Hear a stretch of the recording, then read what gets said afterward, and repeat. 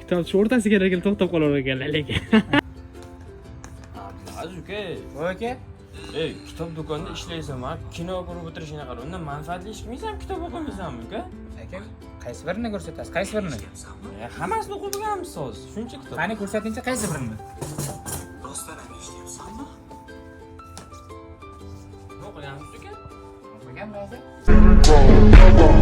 Lik chiqdi. Ochildimi? Ukuni ustoz Abdukarim Mirzayev YouTube'da ko'rib qolgan podkastini ko'ryapti turuvdimning. Bir 180 yana 187 ham keluvdim shu charkashib haligi iltimos degan joyda.